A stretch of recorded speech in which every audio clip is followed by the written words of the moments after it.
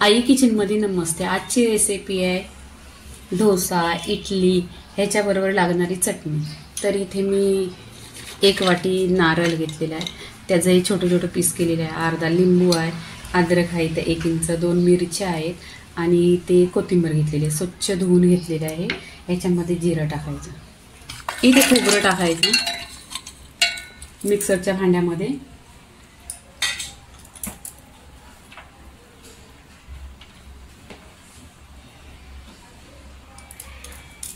इथे लसूण घेतलेली आहे बघा आणि छोटे छोटे पीस केलेले आहे लसूणीचं। ही लसूण 1-2 चमचा लसूण आहे, 2 हिरव्या मिरच्या घेतलेल्या, 1 इंच अद्रक आहे, इथे कोथिंबीर टाकायची, 1 चमचा जिरं, चवीनुसार मीठ आणि चटणी काली नको करायला तर त्याच्यात आहे ना लिंबू पिळून घ्यायचा, अर्धा लिंबू पिळलेला आहे।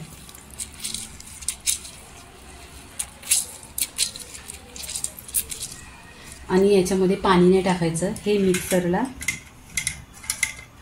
चटणी वाटून घ्यायची। इथे चटणी बघा मिक्सरला छान अशी वाटलेली आहे। इथे गॅसवर कढई ठेवलेली आहे, त्याच्यामध्ये 1 चमचा तेल टाकायचं,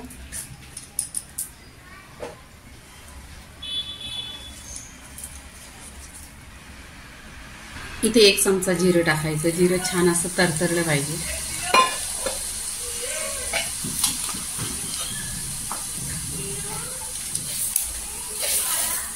इथे मोहरी 1 चमचा टाकायची,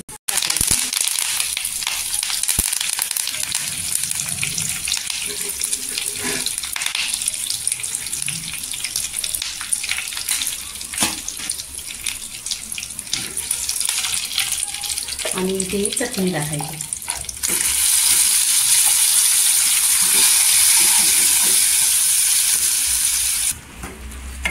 इथे तेलावर परतून घ्यायची,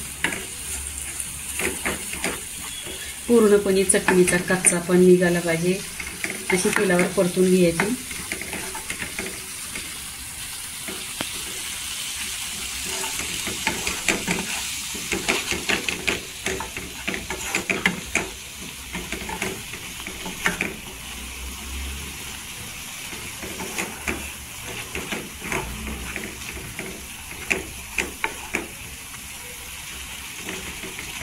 इथे 2 मिनिटं तेलावर परतून घ्यायचे।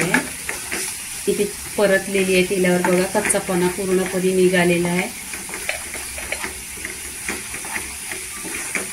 आता इथे गॅस बंद करायचे आणि प्लेटमध्ये काढून घ्यायचे।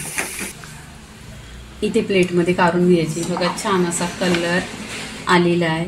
आणि ही चटणी ना तुम्ही डोश्याबरोबर खा, इडली बरोबर खा, वड्याबरोबर खा, 1 नंबर लागते। आणि ही चटणी फ्रीजला ठेवली तर 8 दिवस टिकणार।